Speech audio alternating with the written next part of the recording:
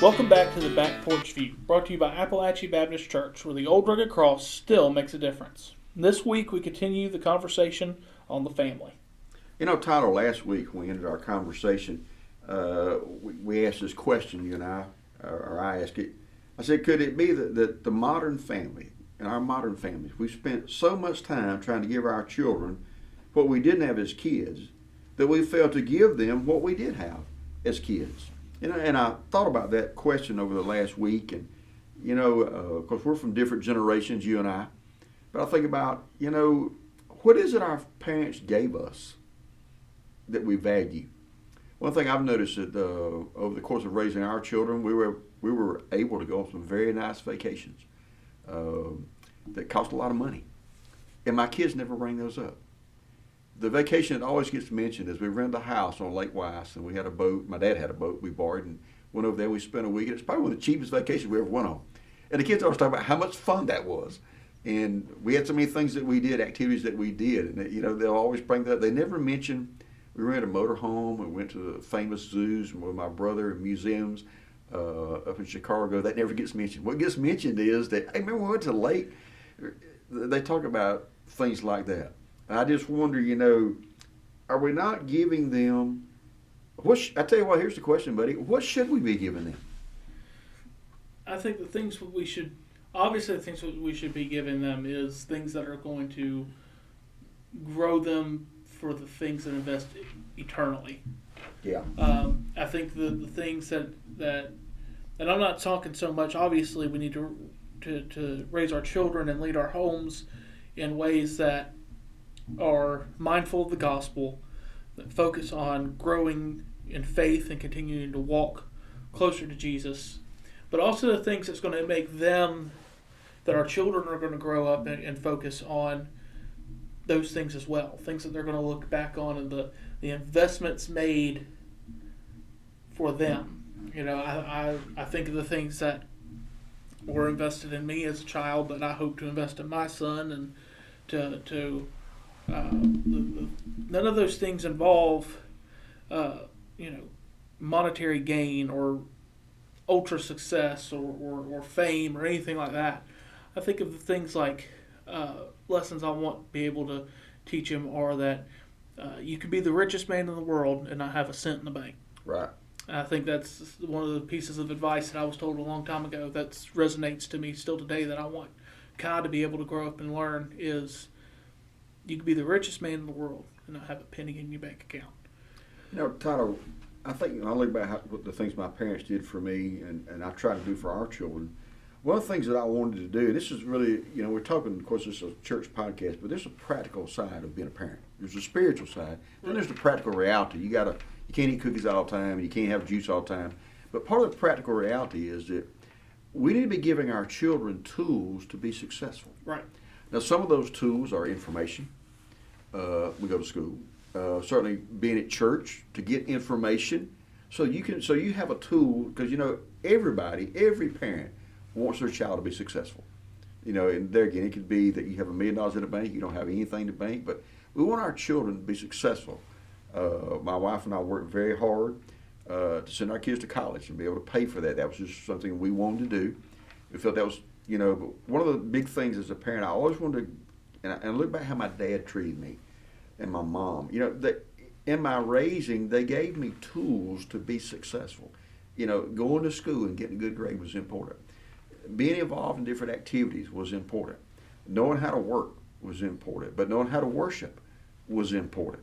So they gave me, I want to say it's almost like a toolbox full of tools. But all those tools in the toolbox were in there so that whatever I chose to do, be a doctor, work for the county, whatever I chose to do in there, I had the tools to be successful. Yeah, I think that those tools, I think, are things that stick with us longer. I think about the memories I have with my father, the memory I have with my grandfathers, and then the memory I never met either of any of my great grandfathers. They had all passed before I was born. Mm-hmm. But I know so much about them. And the thing is, I don't know so much about my great grandfathers and how successful they were or the things they had, but by the stories told of the things they did. I think automatically of my great grandfather, my great Pawpaw Lowe was. I mean, he had 12 children, so that's something that I've learned the mistake that I'm going to learn from him, not pass on, but that he also was a founding member of the Pipe Fitters Union in Atlanta, Georgia. I think that's one of the things that gets passed on in our family is how much he worked. Let me ask you let me put you on the spot here. Okay. And ask you a personal question. I know your dad; he's a great guy. Let me ask you, what tool did your father give you so that you could be successful as a look in? I know he's not in the ministry, but in the ministry as a husband, and going to be soon a father. If you had to say, well, Tyler, what tool did your dad give you? He's a very talented man. My dad gave me a work ethic. I think that's something that passes down through that whole family. Where I was going to next, my great grandfather Raleigh Cooper passed it down to the stories we've learned about him recently. Talking with family in Illinois is that he was a family man. That passed down to my grandfather, who was a family man and worked nonstop, coming from selling everything they owned in Illinois, moving to Georgia. That he raised them. That he raised my father and his siblings to have a work ethic, to earn what you get, and to remember those things. And that work ethic passed down to my father, and that we didn't have much growing up. I remember, we didn't have what other people may have had, but I consider it that we had.